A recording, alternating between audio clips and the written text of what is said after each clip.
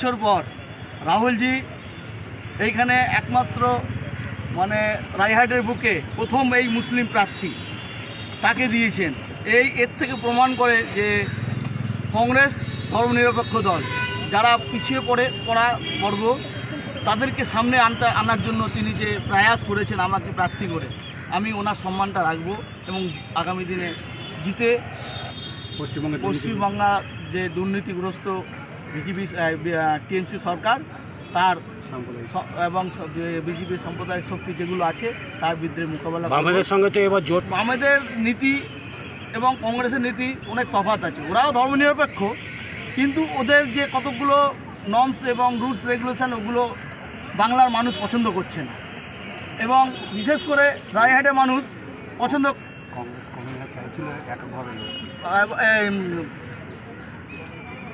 রায়হাটের মানুষ যে জমিগুলো কেড়ে নিয়েছে লেফট ফ্রন্ট গভর্নমেন্ট, তো তাদের সাথে যাওয়াটা আমার কাছে ঠিক মনে হয়নি। এবং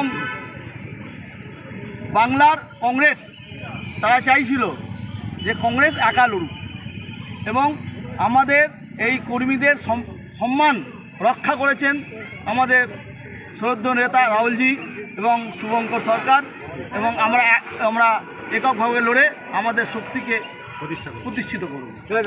দেখুন রায়হাটে তো প্রত্যেকটা এলাকার আমার নখদর্পণে, সেহেতু আমার কাছে খুব কঠিন না।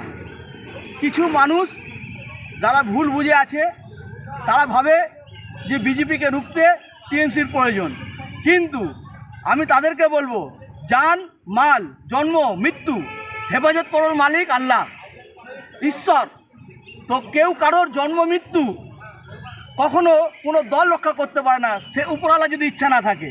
আর এই জিনিসটাকে যদি মানে হিন্দুরা যা ভাইরা আছে তারা যদি মানে যে অমুক দল আমাদের রক্ষা করবে, সেটাও তাদের ভুল। তাহলে তাদের ধর্ম ভগবানের প্রতি আস্থা থাকবে না। এবং মুসলমানদেরও একই রকম, যদি তাদের জন্ম মৃত্যু যদি কোনো দল ঠিক করে দেয় তাহলে তো তাদের ঈমান চলে গেল। সেহেতু আমি বলবো ধর্মনিরপেক্ষ এবং ভারতবর্ষকে যে স্বাধীন করেছে, ইংরেজের বিরুদ্ধে যারা লড়াই করেছে এবং আজকে যে উন্নতির শিখরে ভারতবর্ষ রয়েছে, সেই দল জাতীয় কংগ্রেস 20 বছর পর আমাদের প্রার্থী দিয়েছে সমস্ত জায়গায়। আপনারা সকলে কংগ্রেসকে জয়ী করুন, কারণ কংগ্রেস হচ্ছে অল্টারনেটিভ দিল্লির, বিজেপির অল্টারনেটিভ হচ্ছে কংগ্রেস, নট টিএমসি। এবং টিএমসি এখানে কতগুলো ভয়ভীতি দেখিয়ে মানুষকে যে হিন্দু মুসলিম বিভাজন করে রাজনীতি করছে, কিন্তু এই রাজনীতি বেশি দিন টিকবে না। কারণ বিজেপির প্রতিষ্ঠিত হয়েছিল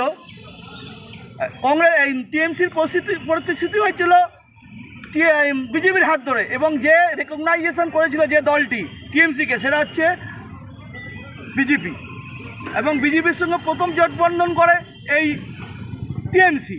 তো আজকে তারা বলছে যে মুসলমানদেরকে না টিএমসি ভোট দিলে মুসলমানদেরকে বিজেপি মেরে দেবে। আরে মারা জন্ম মৃত্যু পারে তো আল্লাহ, তোমার কেউ কথা বলতে বলেছে? কেউ যদি এটা ভাবে তার ঈমান নষ্ট হয়ে গেল।